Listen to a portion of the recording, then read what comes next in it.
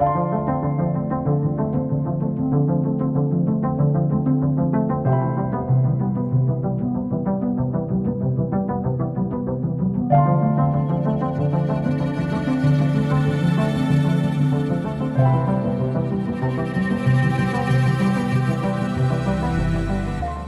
it seems clear to me that people that are really, really, really good at what they do, they don't need to call attention to themselves.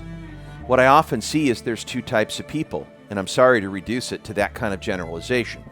But type 1 is someone that is so preoccupied with the attempt to be visible and call attention to themselves, show up at every meeting, let people know what they can do, be seen, and they focus on drawing attention to themselves.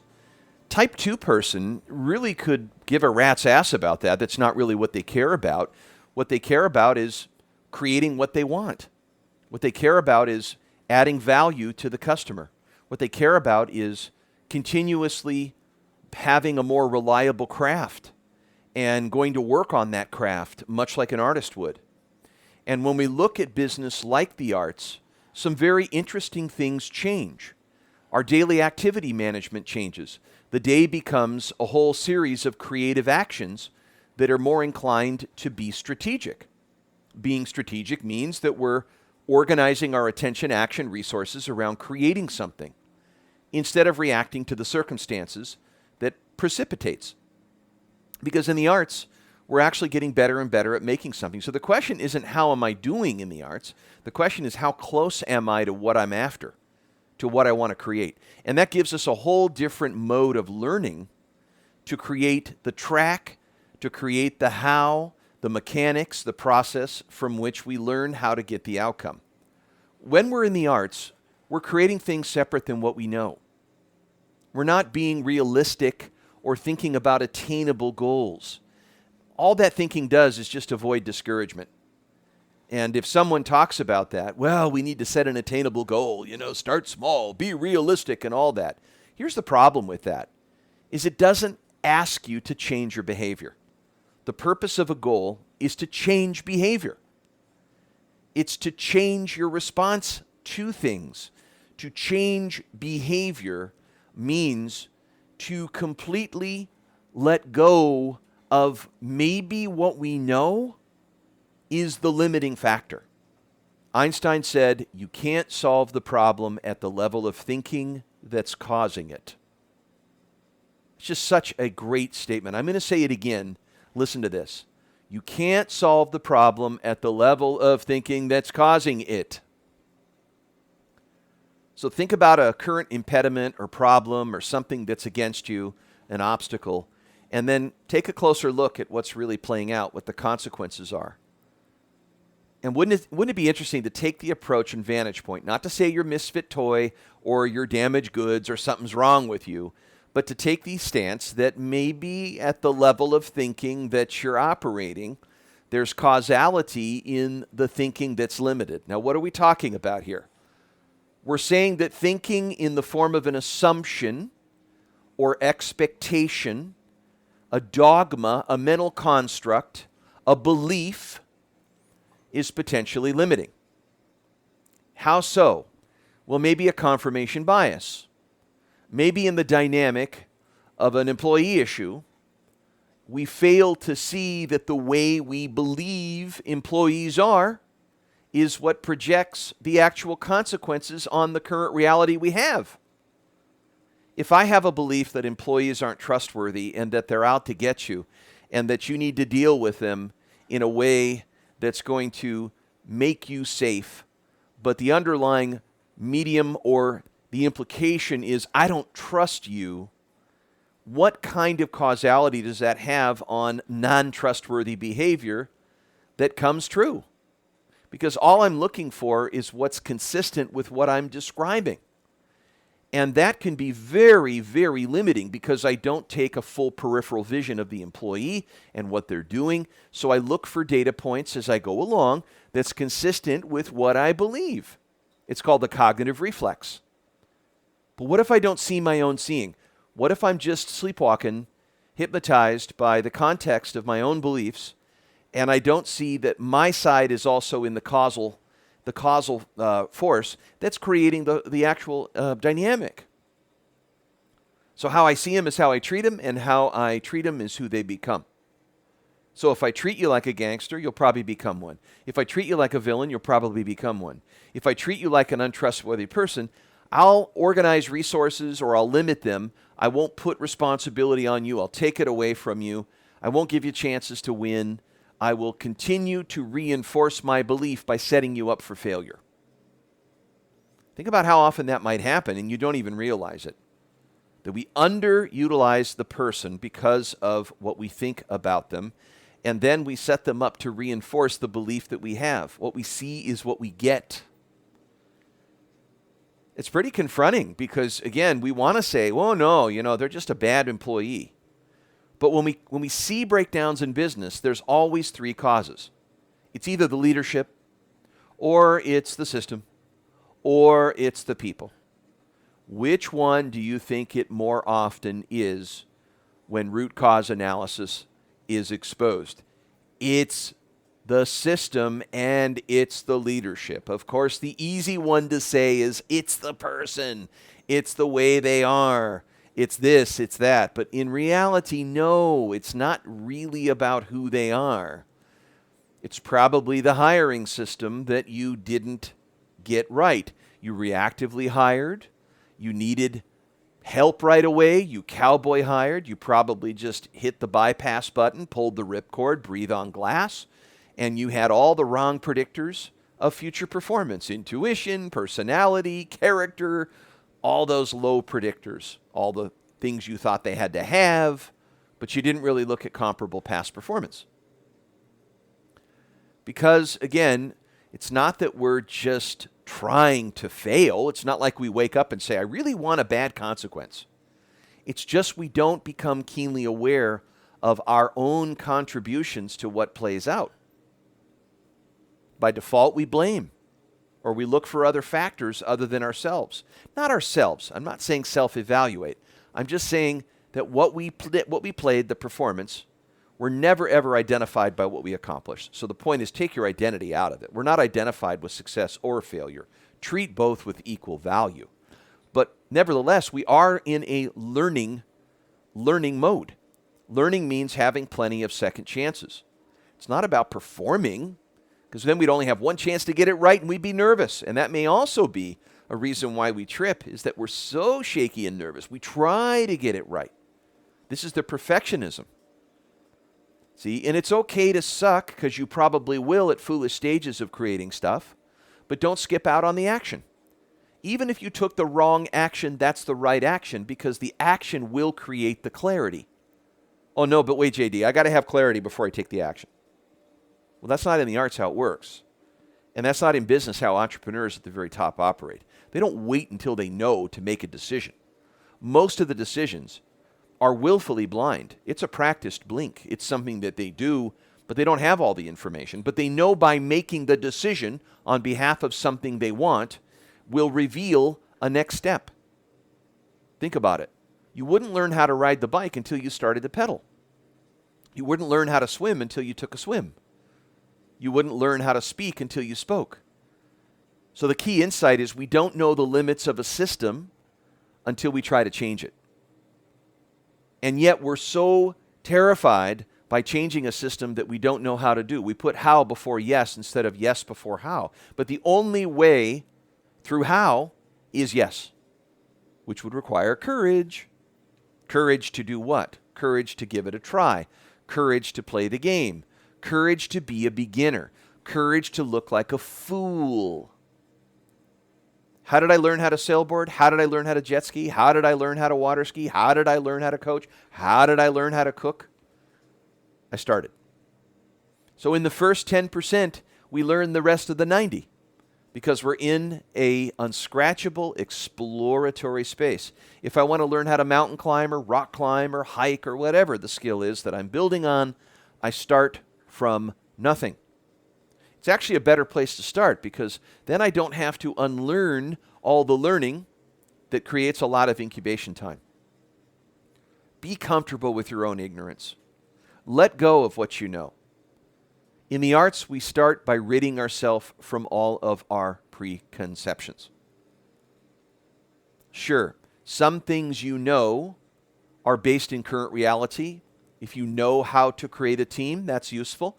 You probably know how you did it. If you know how to create a great budget, you can use what you already did as source material, but don't get too confident about it. Leave room in the parenthesis. Intention is great, but there's a parenthesis with a question mark in it. We call it wise innocence over here. Have that space for invention, not just convention. Because the distance between where you are and where you want to be may be more than what you already know can furnish. The purpose of a goal is to change behavior. What it gets you to do is to try on new things so that you can move towards the outcome. How do you do that? New things give you new information. How do you get new information? Act in a greater instant without knowing how. So we don't act on base what we know, we act on but what we want to create. If we only acted on rewards, and when we're in those moments of failure and those successful mistakes, and it's not very rewarding, we're disheartened. Top 15 reasons businesses fail. Number 1, the business owner loses enthusiasm. Why? It's not that the circumstances didn't go their way. They don't run out of money, they run out of time. They get too good at all the wrong things. And this brings me into a certain generosity that we early on, when we're foolish, we start doing a little bit of everything. And then we do a lot of everything. And then we do everything. And that everything means we're getting too good at too many things. That's called the excellence trap. So it's a very interesting balance, isn't it, between the explore and moving into a change process, doing things maybe we aren't good at, things that we don't know how to do. And as we reach a critical stage, let's say we move from the foolish stage to a more kindling stage, we sort of get the sense that, oh my gosh, I can't afford my mindset of I'll just suck it up, do it all, and I'll just make it work. We needed that at the beginning. Call that determination. But when we get to the smart work cannot substitute early on, because we can't really get smart early on. And we try to, and we say, well, let me focus my strengths from the get-go. But the problem with strength focusing at the early stages is that we don't have the people in place to do it. We don't often have the planning in place to do it. So it's a very messy process. And that means, yeah, we're going to be spending our time on things that don't really focus our strengths. But is it affordable for us to do strength focusing when we're at the very beginning of a learning curve? I don't think so, because we wouldn't really know whether we're strong or weak until we get to distance. And distance is everything. As we go a certain distance and we realize we get the reality, the information that this is what we're good at, this is what we're not. But how do we get to that point? By stumbling through this initial stage. And I'm bringing this up because so many of us stifle in that germination part of the creative process in the arts, in business. We don't set out to create new things because we're daunted by what we're about to do, which is to eat failure flakes for breakfast. We will. That is the inevitable part of it. And the reason why we're disheartened is we have our identities wedded to our accomplishments. We don't like that we define ourselves as a person by the fact that we fail, because it feels like shit. And we think, well, if I fail, that must say something about me. In reality, no. You could never really define yourself. But we often think we do. So that limits us from taking risks. And we don't put ourselves into learning modes to try things, learn things, see if it worked, didn't work. But anything that you create, whether it's a baby or whether it's a poem, it starts with experimentation. The spontaneity and the experimentation is commensurate with the pursuit of the outcome. You start from the near shore, you set out for the far shore. What's going to happen in between is going to be an assimilation process. What you thought would happen won't happen. Maybe what you didn't think about did happen. What mattered to you may have mattered now, it doesn't matter then, or vice versa. You will change your mind. Why? Because action will produce new and different information from which you can make responses to, and you can use, charge yourself with. You have new ground to walk upon. Distance is everything. So how do we get ourselves into more beginnings? We learn to let go.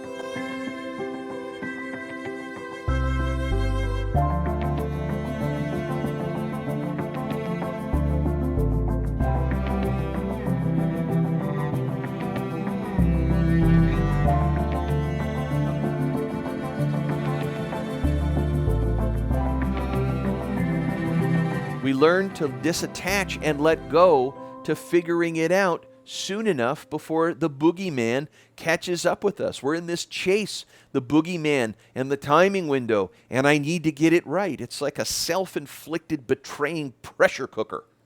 I got to get it right. You know why? Because we've been programmed to be successful, to look good, to look like we know what we're doing, to not shame ourselves, to make sure other people trust us, that we don't lose credibility. And what we rip out of ourselves is humanity. We lose our sense of vulnerability, our natural state to be flawed, to have thorns, not just roses. Is we can't be a human being that is incomplete.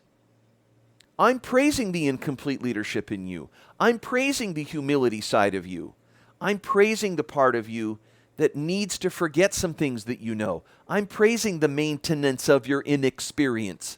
I'm praising that it's not about being somebody.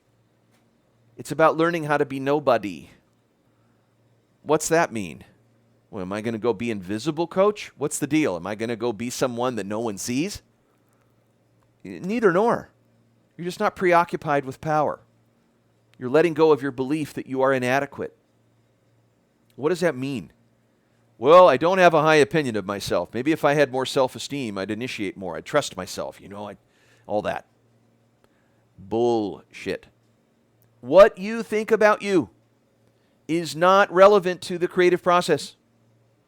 If you think it's about you, you will make it about you. But if you've hung out with anybody in the music business or anybody in the arts that does professional creative work, the last thing they're focused on is themselves. Their opinion of themselves, positive, negative, it is not relevant. You don't need to see a shrink to learn how to play the piano. You just need to set out to create something, get better at creating it, notice how close you are to creating it, make adjustments along the way, learn to hold the space, to hold the tension, the delays, deliberate patience. I think this process is a curriculum in learning how to manage frustration. That's what creating is. It's a curriculum in learning how to manage frustration. And you know what frustrates you? It's not what's actually going on. It's not the fact that you're not there yet. It's not the gap. None of that. It's not that you're out of resources. It's not the obstacles. It's not the infringing, impending fear and doom that you have. Do you know what it is? It's your expectations. We set into the process expecting something, and then reality contradicts it, and then we're angry. Well, I demand change. It shouldn't have been this way. It should be different. And then we get angry, and then we fall into the emotional conflict, of all that frustration and what we give energy to. It's because we're putting our attention on it. Energy follows attention, and whatever we focus on expands. We give life to our shit. What we pay attention to is a really key thing. If you keep looking at how upset you are, how much you're disappointed, how discouraged you are, then you're not even having a relationship with your emotions. You're being your emotions. Your standard of reference is to act on behalf of ameliorating how you feel. You're a mood manipulator. I don't like my mood. I don't like the way I feel. I don't like this way it is. I don't want this way. It's all about rewards. It's all about if I had more satisfaction, if it was right, if I felt differently. We are a society that is chronically focused on how we are, how we feel, how we're doing, what we should do, what we ought to do. And advertisers don't help. Almost every ad that we ever see is about passion, possession, or position. Because we wed ourselves to what we do, we wed our identity to what other people think, and we wed our identity to what we have. And those are the temptations, right?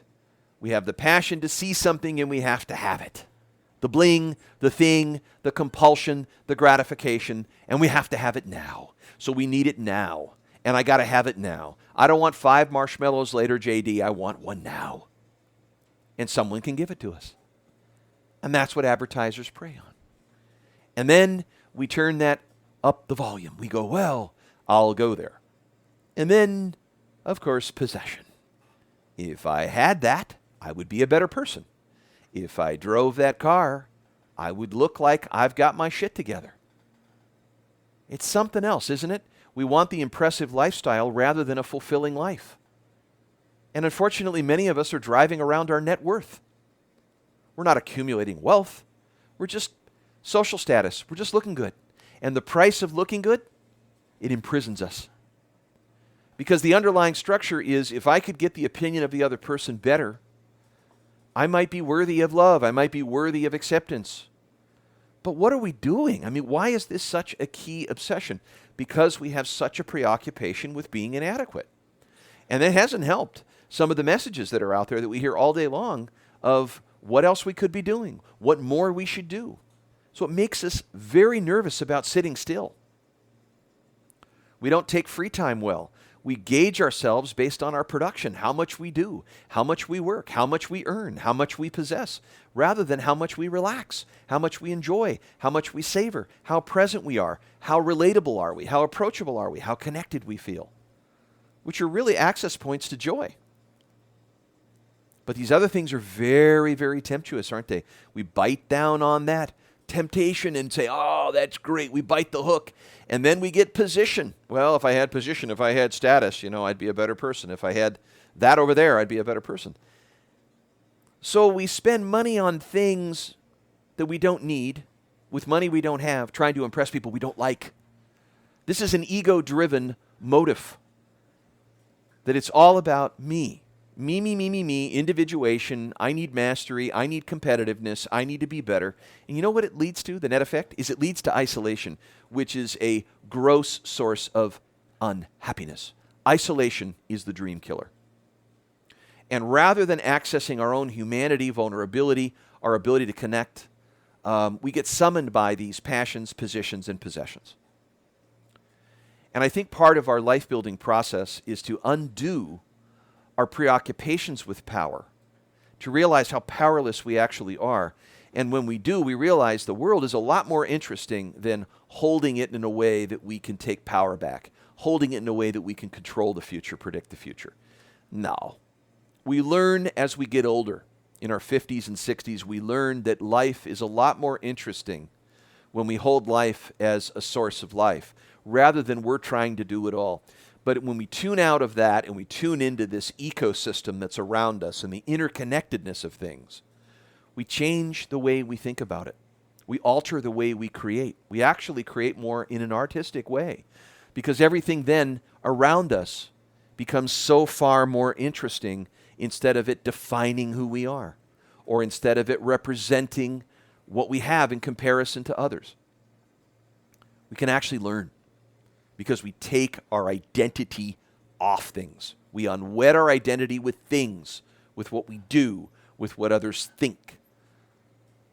We can never, ever, ever, ever define ourselves as a person. We don't have to do anything because we should. So that brings me back to a very simple point. What does matter to you? Of all the things that you do, of all the things and activities that you love, and the people that are around you, and the life-building spectrum that you have, and all the goodies that you're having, it's something that you just need to take a closer look at.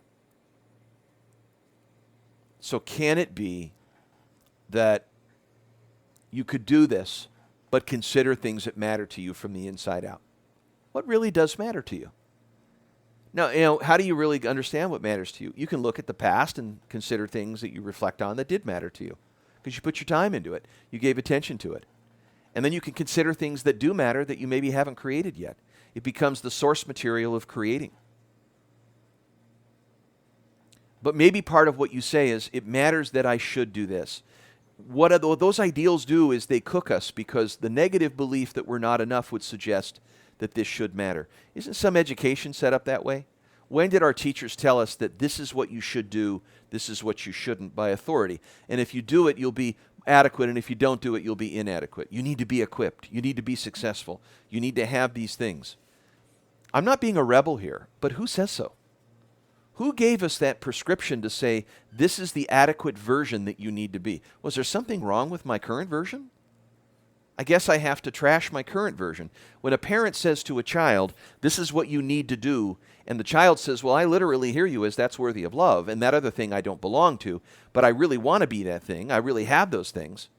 I remember the movie Dead Poets Society, when the son, he dies to be in theater. He wants to be in theater arts, but his father will not approve him. He categorizes him and says, you need to be different.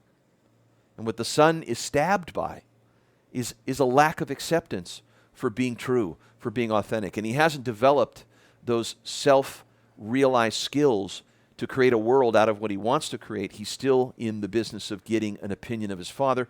And his father, of course, literally neutralizes him, because he's relying on his father's support. He has no power or privilege. And so he in a way, he's forced into his father's wishes. And it's super hostile. And it's very violating that his father can't get to where his heart is. But he feels that he's had to trade out himself in order for him to be an actor and play things in order to get what he wants, which is his father's love and a sense of security. What are we really willing to trade out for what matters to us? Why don't we create what matters? Well, one is we don't know what it is. Two is we create what other people say matters, because we haven't answered the questions. What matters to us? What do we want to create? So this becomes a very important piece of what it is that we consider. And it's not something that we discover. It's something that we reflect on and consider from the basis of our own values and our hierarchy of importance. Is what matters to us is absolutely our own business. It's not consensus. It's not something that is discussed and agreed upon. What matters to us is something super private. And so there's a sense of respect with that, because as you do that for you and you hold a place where you honor what matters to you, we honor what other people say matter. And that means they may not have any importance on what matters to us. That's fine. But it gives you great forgiveness. Now, we're not talking about loving yourself. I don't believe in that. I don't know if you can love something that isn't lovable. There are qualities about you that you probably really like. And there's qualities about you that you would say, oh my gosh, if anybody ever found out, oh my God. Or qualities about you that you would say, that disqualifies me in some way. You're the only one keeping score. But nevertheless, you can come by honestly things that you don't like about you, even hate about you. And in a way, that doesn't disqualify you. That actually increases your respect for yourself, because you come by yourself honestly. It's important that you take stock of what you like, what you don't like. It's important that you know what you don't think about you is worthy. It doesn't mean you have to try to be worthy. Let's not go that far. I don't know if there's a person on the planet that doesn't have some kind of core material on this, where I just don't like this about me, or I don't like this propensity, or I have some habits that I don't like, or there's qualities about me, and so forth. I think we all have that stuff. But it's not about whether we have it or not. It's where we put our attention. And it's what we conclude about it.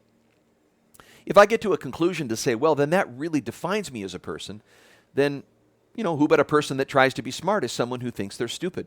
Who but a person that tries to be charismatic is someone who feels that they're invisible and they're not lovable. Who but a person that tries to be powerful and dominant is someone that feels beneath someone.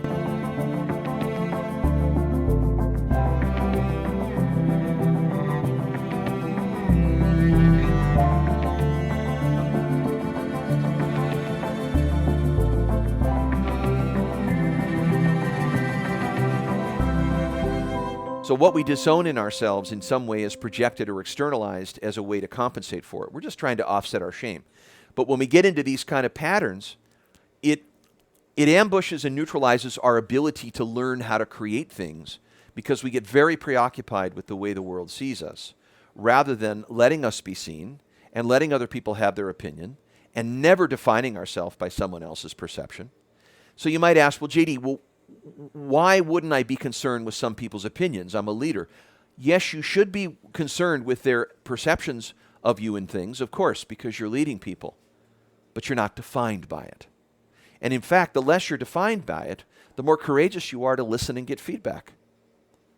I've had individuals be so scared about asking what their unique talents and X factors are because they're worried that other people might think that they're full of themselves or that they are just overconfident. And when you know things about yourself that are talent, things that you're skilled at, that are uncommon, that doesn't define you as a person, and it doesn't suggest that you have to use it. There's nothing in the rule book, there's no notion that says, no, everything that you're beautiful at, strong at, gifted at, you must use that because that's what you're supposed to do. Who said so? That's just a program. That's a script. You don't have to subscribe to that. You get to put yourself in the game the way you want to and not. You have range. You have fluency with yourself. You don't have to play every strength. I mean, it could be very useful for you to play it, but you have to determine how much you put in. If you're being overly generous with other people, what are you trying to make up for? If you're betraying yourself by losing all your energy to compromises and giving it but you're not getting it, what have you been trying to accomplish with that? What are you trying to make up for? Are you not good enough and therefore you need to compensate for that by being kind? That's the phony holy. See, it's great because in some sense you're being kind and nice, but what's the motive? It's manipulative. Or just the opposite, the phony unholy. You know, I'm shameful about being holy, and I don't want to seem holy because I might get rejected, so I'm going to act in a way that I'm unholy because I don't want to look stupid. Check this out. I mean, think about the motive. Think about the motivation, because when we're creating, and we're bringing creations into being, anywhere, in any way, I think we're most happy.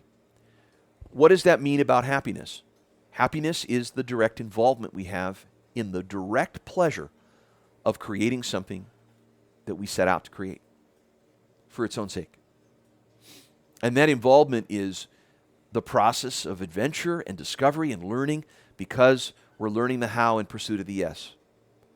In my 26 years, I don't think I've ever seen a human being more happy than in doing that. And then you add in maybe like a co-creative in that, and that part of the outcome of that is service and making a difference and creating value within that creative process in the domain of value creation for a market or a customer.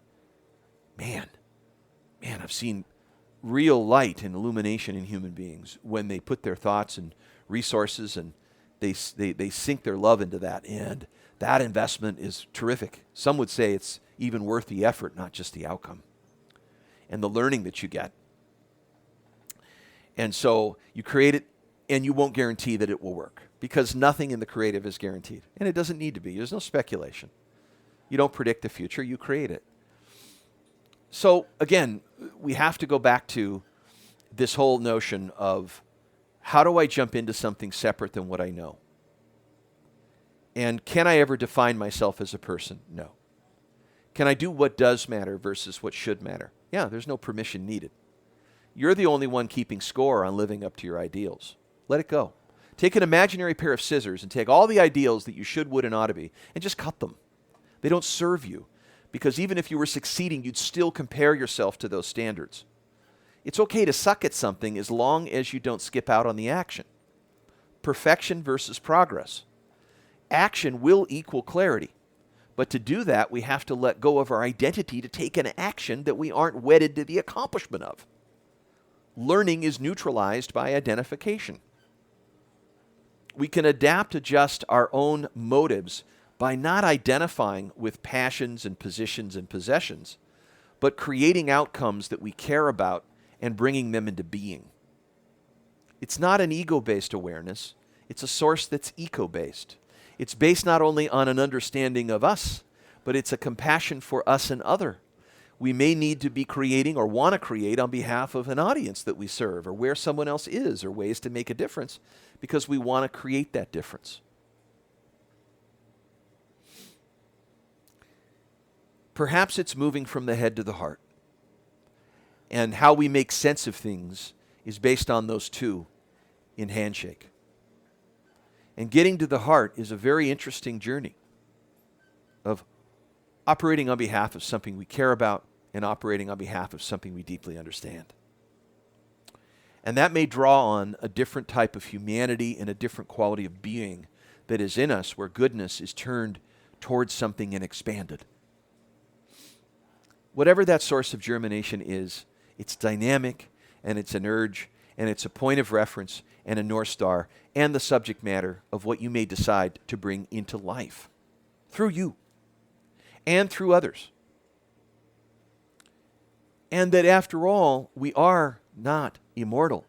That part of our coming out of blindness is understanding that we get to go about this thing, and that the time you have left is a pretty neat home stretch, and that you do have a second wind as long as you see you have one.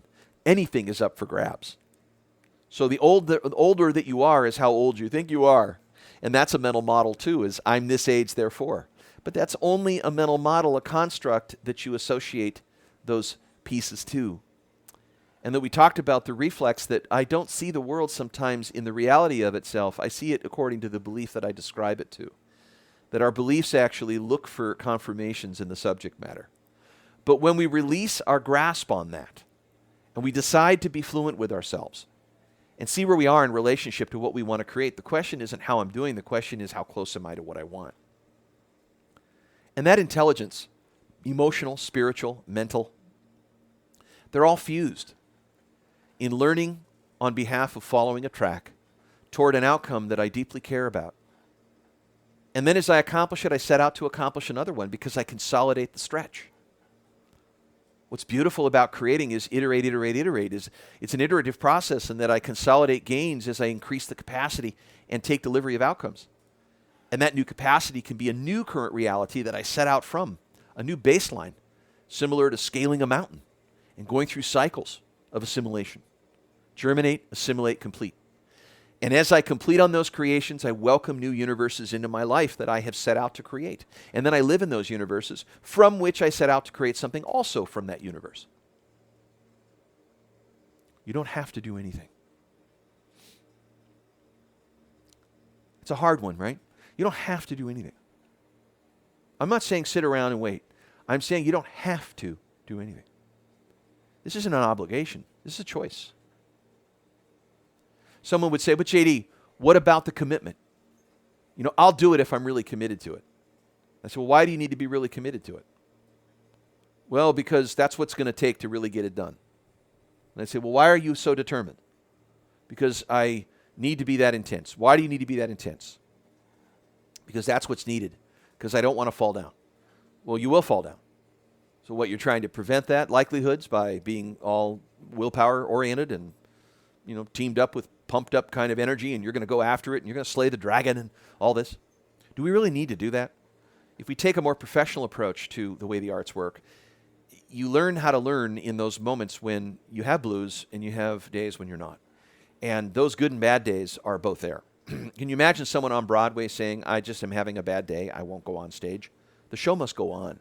And we develop a toughness by making those tough choices that support outcomes. And that gives us the discipline, the way of doing things that consistently leads to new and better information from which we can learn and apply. And so there is a quality of consistency with that. And that being said, here we are in an important time and place where in the world, maybe the creative process is one of the most important, probably extraordinary calls of our time for individuals to let go of their preoccupations and their governing themselves by circumstances. There's so much signal around us. There's so much noise around us. Circumstances, you could spend your whole day tuning out of what we're talking about and tuning in to wherever your entertaining attention strikes its fancy. There's so many distractions. How do we remove them? We don't try to remove the distractions. We focus on what's important. The distractions will be there. But what we can organize out of is listening to our hearts and knowing what matters and focusing on what we can do. Not changing the world, because that's a whole lot of a big puzzle, but maybe creating in the domain in which we can create with elements that we have access to on our palette, and creating real magic in our home, magic in our work, magic in our relationships, magic in our finance. Magic. Magic means magic, wonder, newness, things that excite us. And things that excite us are outcomes that matter, because they do. And not trying to beat it all, but maybe learning on behalf of the track is the point, and then knowing what matters to us. It's not what the vision is, it's what it does to us. And then making those real kind of ground-breaking breakthroughs, from being bothered by obstacles and moving into breakthroughs and putting ourselves into opportunities like that. That's living. That's not existing. And the point is, we can. It's a choice. Having a life plan, creating an outcome, living on the orientation of the creative rather than the reactive, this is a fundamental choice. Be the predominant creative force in your life. Be true to yourself. Those are choices. Those aren't rights. That's a choice. That means I choose to enter the moment on those terms. Lead my life with some self-knowledge and things out front. That's your secret weapon. And go create value for people with that. I mean, the things you create, you won't know exactly if they're valuable until other people try it. But you don't wait until they like it until you do it. You do it and then you see if they like it, because you're consistently creating on behalf of what you want. And that's the point. It's successful the moment that you decide on that, because it's true. Music isn't made because it's made to be a top 1 or top 10 or whatever. It's made because it's dynamically urged to be created. It's loved into being. It's generated because someone loves it and then creates it. It's not situational. It's not problem solving. It's not designed to remove something unwanted. It's brought to the world because it's thought of. It's imagined. Someone's heart guided it that way. They wanted to make it. They brought it into being. And we say, gosh, look at that. Oh, that's so useful. It's useful. And some maybe doesn't get the airplay. Maybe they don't get the kind of visibility. But the point is, someone created it because they wanted to create it. That's the point. If it worked, great. If you can do it for a living, okay. But don't make it about that only. Do it because you want to do it. It doesn't need to qualify. Well, I need to monetize what I want to create. Not always. Do it because you do it in a way that you do it now, and do it from where you are. Play the cards you have. You don't have to go be a chef. Start cooking in your kitchen. You don't have to go be a professional in all the aspects of that. Start doing something right now. Tap into it. Because what you love is what you're gifted at. You will build uncommon skill the more that you create out of a craft of something that you will get better at by creating it. Because the love does that to you. It transforms you the minute you're honest about where you are compared to what you want. You see things to change. And you will inhibit yourself if you don't.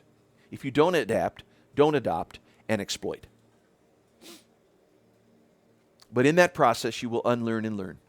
You'll dispose of things that don't get you there, and you'll assimilate and acquire things that do. And that's the natural order of creating. And you can make it a way of life. It's not about a worldview. It's not about philosophy. Creating is philosophically neutral. We're not talking about a belief system. We're not talking about, some kind of religion, or we're not talking about any of that. We're talking about creating things because you want to. It's almost so simple, it's hard. I've said that so often. But that's what